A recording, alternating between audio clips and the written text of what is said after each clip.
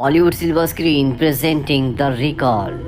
कहानी की शुरुआत होती है स्पेस से, जहां पर हमें एस्ट्रोनॉट्स को दिखाया जाता है जो अपने स्पेस स्टेशन के कुछ पार्ट्स को बदल रहे होते हैं। और तभी उनके स्पेसशिप के ऊपर बहुत बड़ी चीज़ आ जाती है जिसकी आवाज़ वो बर्दाश्त नहीं कर पाते। वहीं दूसरी तरफ अर्थ पर हमें कुछ दोस्तों को दिखाया जाता है जिसमें ब्रैंडन, चार्ली, एनी, रॉब और रॉब की गर्लफ्रेंड कारा होते हैं। ये सब के सब फार्म हाउस पर छुट्टियां बिताने के लिए जा रहे हैं। रास्ते में पेट्रोल डलवाने के लिए गैस स्टेशन पर रुकते हैं, जहां पर ब्रैंडन नोटिस करता है कि वहीं पर खड़े एक ट्रक पर खून लगा हुआ है। और जब वो उसके पास जाता है तभी वहाँ पर एक आदमी आ जाता है जिसका नाम हंटर है। ब्रैंडन से कहता है कि तुम्हें मेरे ट्रक के पास नहीं आना चाहिए था, और ब्रैंडन को पकड़ लेता है। लेकिन तभी वहाँ पर चार्ली आ जाता है। चार्ली हंटर से कहता है कि हम यहाँ से जा रहे हैं, जिसके बाद हंटर ब्रैंडन को छोड़ देता है और ये पांचों के पांचों अपनी गाड़ी से अपने सफ़र पर आगे निकल पड़ते हैं। जल्दी ये उस फार्म हाउस, उस जगह पर पहुंच जाते हैं जहां के लिए निकले थे।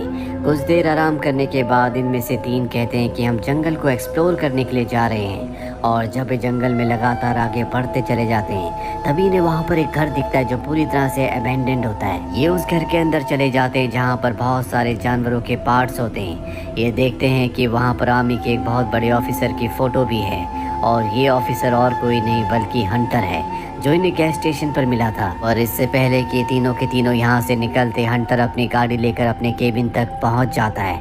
ये तीनों के तीनों पीछे की विंडो से भाग जाते हैं, पर हंटर को पता चल जाता है कि यहाँ पर कोई आया था। वो इनका पीछा भी करता है, लेकिन ये तीनों भागने में कामयाब हो जाते हैं और जल्दी वापस अपने फार्म हाउस में पहुंच जाते हैं जहां पर पहले से इनके दो दोस्त होते हैं। अब ये टीवी पर एक न्यूज़ देखते हैं जिसमें बताया जाता है कि दुनिया में अलग अलग जगह बहुत ही घने बादल मंडरा रहे हैं, जो कि पूरी तरह से अलग तरह के बादल है। ये बाहर जाकर देखते हैं कि इनके आसपास भी उसी तरह के बादल हैं, पर ये इस बात को पूरी तरह से इग्नोर कर देते हैं। वहीं यूएस आर्मी की एक मीटिंग को दिखाया जाता है जहां पर यूएस आर्मी के ऑफिसर्स आपस में बात कर रहे होते हैं कि ये जो बादल हैं ये असल में एलियंस हैं जो सन 1960 में भी धरती के आसपास आए थे, जिन्हें दो एस्ट्रोनॉट्स ने देखा था। दरअसल कहानी की शुरुआत में दो एस्ट्रोनॉट्स ने जो अपने ऊपर अजीब सी चीज़ देखी थी वो यही एलियंस थे, और वो बात 1960 की थी जिसे कई दशक बीत चुके हैं। और अब उन दोनों एस्ट्रोनॉट्स में से एक एस्ट्रोनॉट को ये अपने पास बुलाते हैं। वो एस्ट्रोनॉट बताता है कि एलियंस ने हमें अगवा किया था, जिसके बाद हमारे ऊपर बहुत सारे एक्सपेरिमेंट्स हुए थे जो कि बहुत ही पेनफुल थे। कुछ वक्त के बाद एलियंस ने इन्हें वापस धरती पर छोड़ दिया था, जिसके बाद इन्होंने नासा को और कई न्यूज़ चैनल्स को इनके ऊपर जो भी बीती थी उसके बारे में बताया, लेकिन न्यूज़ चैनल्स ने इनके ऊपर विश्वास नहीं किया। सब इन्हें पागल समझ रहे थे, और अब एक बार फिर से वही एलियंस लौट आए हैं।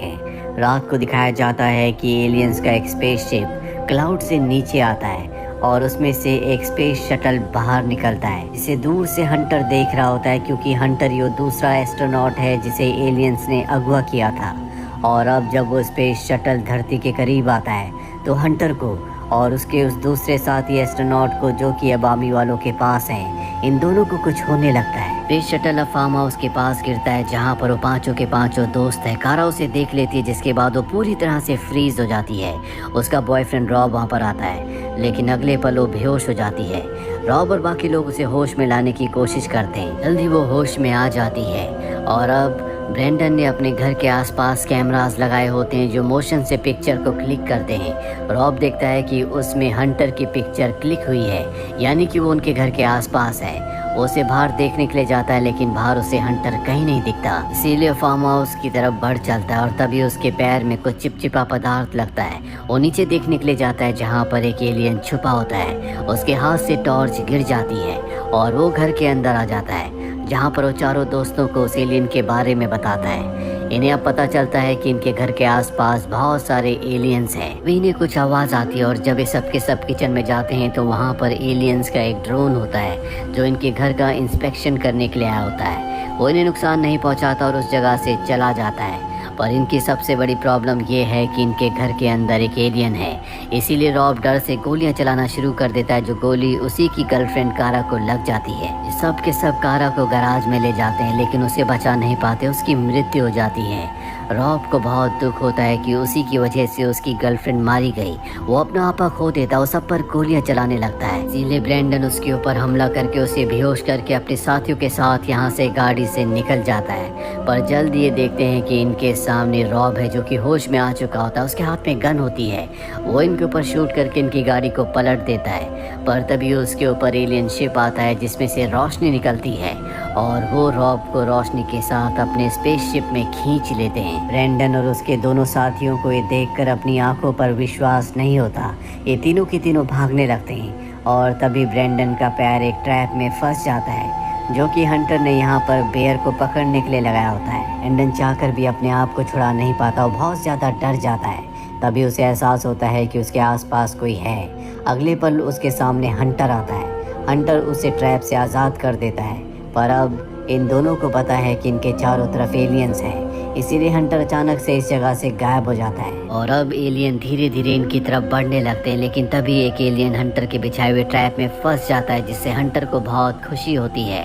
इसके बाद हंटर इन सब को अपने घर अपने केबिन में ले आता है जहाँ पर वो ब्रेंडन के पैर पर मरहम पट्टी करता है। साथ ही वो इन तीनों को बताता है कि आज से हजारों साल से एलियंस इंसानों को अगवा करके उनके ऊपर एक्सपेरिमेंट्स कर रहे हैं। अपने एक्सपेरिमेंट्स खत्म करने के बाद वो इंसानों को वापस धरती पर छोड़ देते हैं और इसी तरह से होमोसेपियन का भी जन्म हुआ था। दरअसल आज इंसान ने जो भी तरक्की की है वो एलियंस की वजह से की है। वो इंसानों को यहाँ से अगवा करके ले जाते हैं, उन्हें अपग्रेड करके वापस धरती पर छोड़ देते हैं। हमें भी एलियंस ने अगवा किया था, उन्होंने हमारे ऊपर एक्सपेरिमेंट किए और एक दिन अचानक से उन्होंने धरती के बीचों बीच रेगिस्तान में हमें छोड़ दिया, जिसके बाद हमें कुछ भी याद नहीं था कि हमारे साथ क्या हुआ था। लेकिन जैसे जैसे वक्त बीतता चला गया हमें सब कुछ याद आ गया कि एलियंस ने हमें कैसे अगवा किया, कैसे हमारे ऊपर एक्सपेरिमेंट्स किए और एलियंस की वजह से मेरे अंदर टेलीकाइनिक की पावर भी आ चुकी है। ब्रेंडन पूछता है कि एलियंस ऐसा क्यों करते हैं।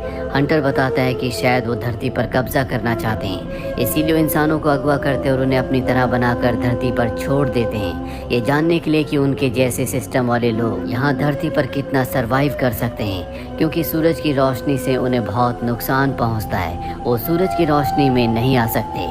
इसके बाद वो अपने शरीर पर निशान भी दिखाता है जो एलियंस ने बनाए थे। हंटर बताता है कि मैंने सच्चाई कई बार लोगों को, मीडिया को बताई, लेकिन किसी ने मेरे ऊपर विश्वास नहीं किया।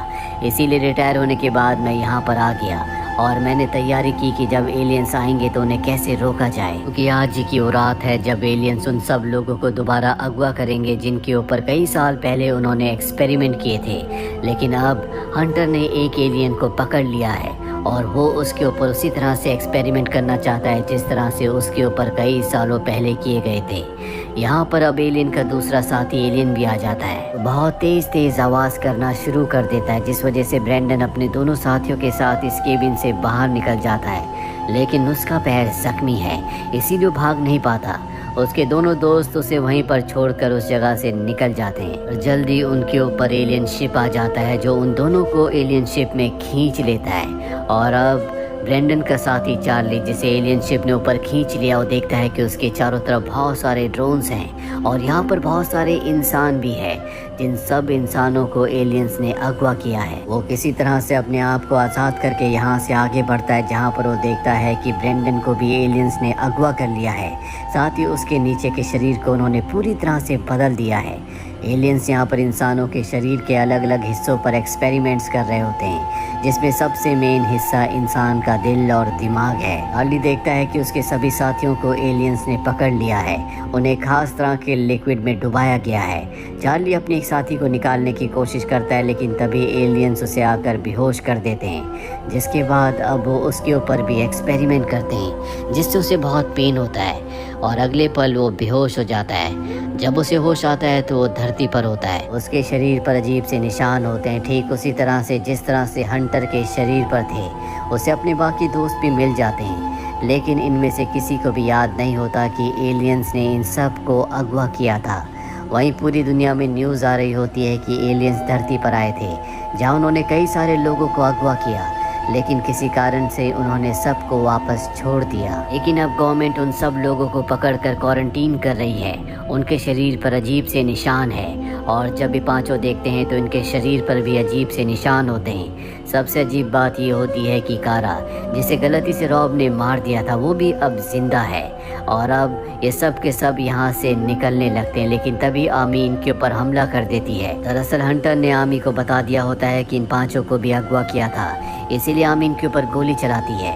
इनके कुछ साथियों को गोली भी लग जाती है और चार्ली को यहाँ पर एहसास होता है कि उसके अंदर कुछ अजीब सी पावर्स हैं। दरअसल उसके अंदर भी अब टेलीकाइनेटिक पावर्स आ चुकी है, जिससे वो आर्मी ऑफिसर की गन को छीन कर उन्हें शूट कर देता है और इस तरह से वो बच जाता है। पर अगले पल उसके जितने भी साथियों को गोली लगी थी वो सब के सब अपने आप ही ठीक होने लगते हैं, जिससे हमें पता चलता है कि एलियंस के एक्सपेरिमेंट्स के बाद इनके अंदर भी एलियंस की बहुत सी पावर्स आ चुकी हैं, यानी कि ये सब के सब अमर हैं।